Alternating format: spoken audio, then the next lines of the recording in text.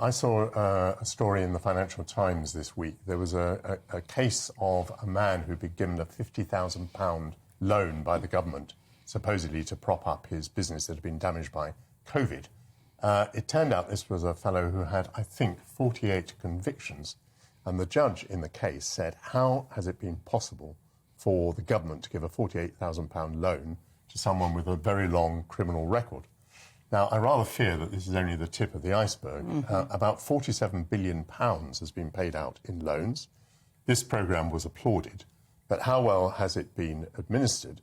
One estimate is that about 1/3 of these loans will not be recovered. That is not to say they're all fraudulent, but they won't be recovered one way or another. Quite a large proportion are thought to have been the result of fraud.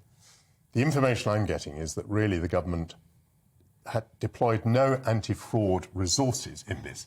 I mean, there are anti-fraud experts. There are people who can smell fraud at a distance, but they were not employed. So civil servants are out there pushing the money out of the door in this most remarkable case of all, giving it to someone with a long criminal record. By the way, in the case that's mentioned that was in court last week, there were 2 people who'd actually received loans with criminal records.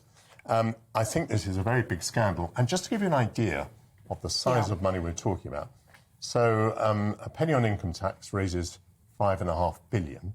So if 1/3 of these loans are unrecoverable, let's call that about 17 billion, that's equivalent to 3 pence on income tax. And members of Parliament will be saying, why are we having a national insurance rise when the government is wasting such huge sums of money? Does this make you as indignant as I am? Well, I mean, we have to look as well at the cases that we don't necessarily know about, the ones that have slipped through the net and we may never know about. Now, of course, we were at the beginning of a pandemic when these loans the loan facility was put into place. And there were all sorts of competing priorities for the government at the time. But it strikes me that that's not really an excuse when you are talking about billions and billions of pounds of taxpayers' money. I do not believe it was beyond the capability of government to get proper governance procedures in place and auditing procedures in place to make sure that those applying for the loans and receiving them were above board. Because, as I say, this is money that people have worked hard and paid through the exchequer out of their taxes. So I think you're right to be indignant because it is a genuine scandal.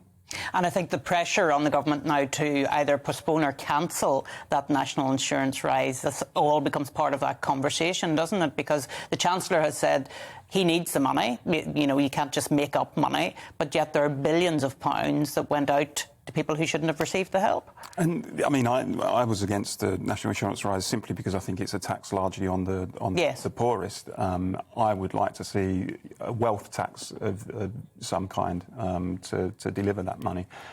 So, I mean, it would be wrong, I guess, for policy to be changed on the back of this because, what happened was completely unethical. However, if we can find a way of taxing people fairly so that people with the biggest shoulders bear the broadest burden, then all well and good, in my view.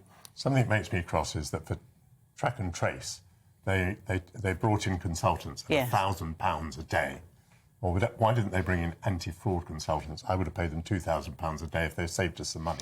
Well, they would have saved that money back and much, much more.